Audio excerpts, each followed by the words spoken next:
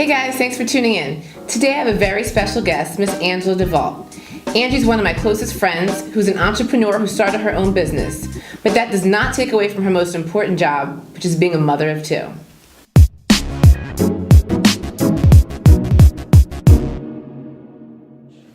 Hello, Angie. How are you today? I'm good. How are you doing, Ariel? I'm doing very well, thank you. Thank you so much for coming out.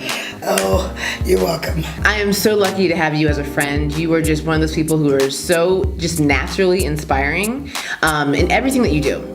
I am so happy to have you here, and just tell everyone a little about yourself.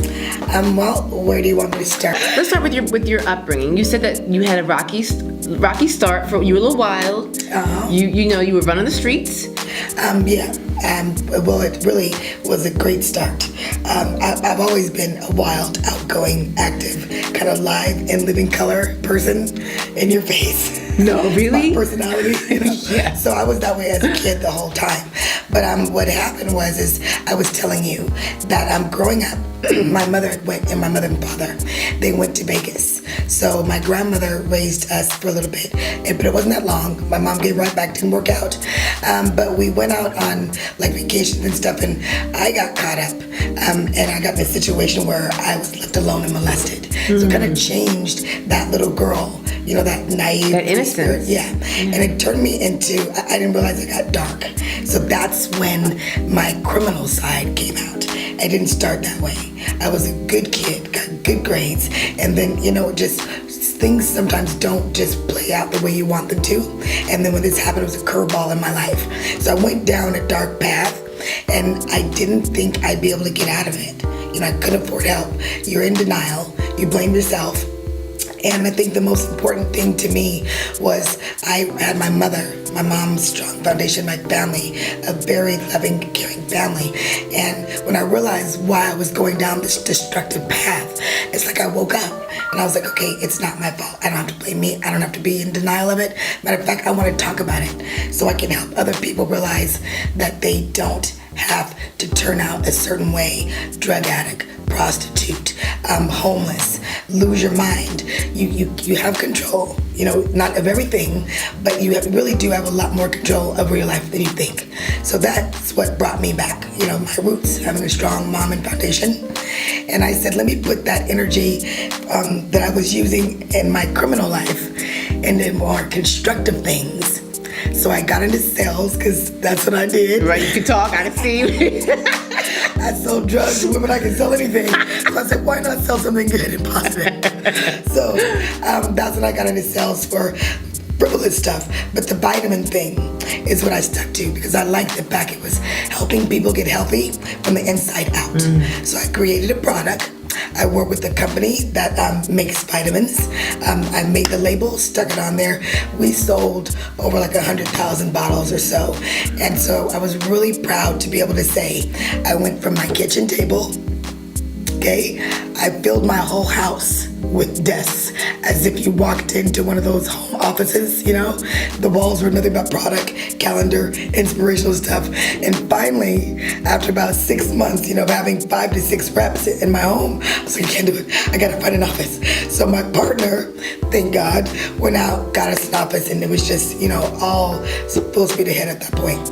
It really worked out great. We loved it. I love that. I feel that, sometimes people feel cheers to that, okay?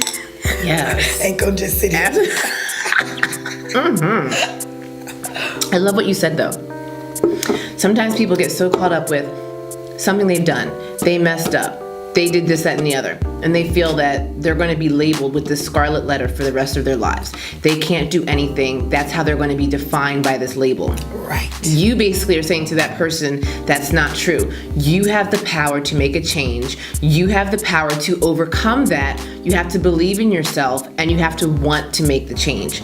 You're living proof of that. You showed that like you said, you went down this dark path. You did things you may not even, it's not that you're not proud of them because they made you into the person that you are today. And things I'm not proud of. No, there's a couple things.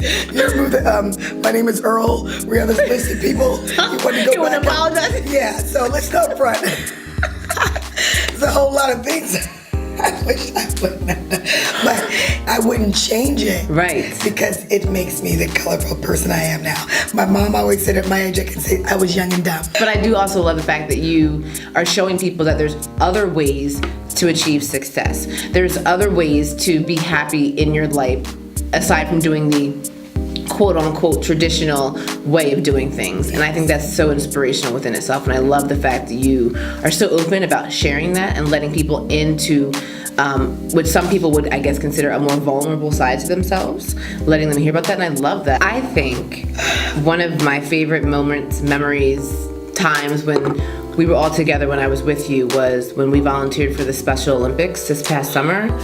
That was so much fun. And my one friend always constantly brings this up, how when we were in the stands and we were all like, just so excited and happy to be there, and you were like, some people like, go USA, like, go, Sweden, go China. You were like, go everybody. I don't care who, just go. Like, it was great. I will never forget that. We were just laughing and we had so much fun, and it was so nice to be able to experience that with you and to be able to give back with you, because I could just see how much it meant to you. And oh, I loved it. It was great. It was so much fun. And that go everybody. We say that all the time. Gerald's always saying that to me. He's like, go everybody. It was great though, because it really was like, we didn't care who wins. We're just there to support. And it was so much fun, and it was just, you were just this ball of just energy. You gotta throw the corporate. You were just dancing. Yeah, we were just. No, we were doing. She kept getting further and further away from me. Like, you're doing it all wrong. I didn't care. Now, I heard a rumor that you have a famous relative, someone who we've all heard before. Do you want to share who this relative is? Yes, actually, it's so funny. That rumor circulated by me. And my dad is, bless his heart, Charlie Benford. He's 94 this year, and he's one to keep secrets. For a long time, I did not know that his grandfather was Jesse James. He left out and came out to Texas, which is where my family's, on my father's side, that's where they're from, is in Texas. And he had 2 kids by an Indian woman who happened to have been my father's grandmother. So they had 2 kids, and I didn't find out that he was my great-great-grandfather till about 4 years ago. And it's ironic because I went through like a cowboy stage where I was, I toted a gun and I was fighting a lot and out there, doing my little cowboy thing without even knowing. So I don't know if he didn't tell me, that was too wild. He was like, that's only gonna fuel the fire, or just kicking back waiting to see what was gonna happen. But yes, and my father's got pictures, and I was like, at first I thought, oh, you're pulling my leg. But no, he really is my great-great-grandfather. I'm so happy. I love that. Now, when you've done this amazing transformation, you've gone through all these experiences to come out to where you are today, your greatest job in this life is being a mom. It saved my life. It's not even a question. When I say I was out there really in the streets, I was. And up until, I was 21. I thought I could never have children. My appendix ruptured when I was about 14. And they told me it killed my ovaries. It leaked poison in my body. I should have died. Matter of fact, I should have died like 2 or 3 times. But that was just one of those cases. And so I couldn't get pregnant. And when I was 21, I was dating someone. We'd been together about a year or so. And I ended up getting pregnant and didn't know it until I was like 3 or 4 months along. And I thought, what's going on with my body? I know changes, especially my boobs just got huge. And I was like, something's not right. So I went to the doctor, they're like, you're pregnant. I was like, can't be, impossible. So they told me I should have the baby because it was a miracle I even got pregnant, and that it might be the only chance I get to be a mother. When Eric was 5, he begged me for a little brother. And I was like, a couple problems. 1, I don't know if I have a baby, and 2, there's no guarantee of what sex is gonna be. Right. He was asking a lot. He didn't know it, but he got his wish. So Eric and Angela have been the reason that I try to be a good person and a good mom and a good friend, a good mentor, guide them in the right direction as best I can. You can only, you're only one person. I'm only a mom. So I can only do the best that I can with the tools that I have. Angie, thank you so much for coming out today. I absolutely love talking to you as usual. I'm so excited for your new chapter and your new life to begin in Iowa. I cannot wait to catch up with you and hear everything that you're doing. And I'm so excited, and have a wonderful rest of your day. You too, girlie. Thanks for having me. Of course. Yay. All right. Cheers. Mine was right on time.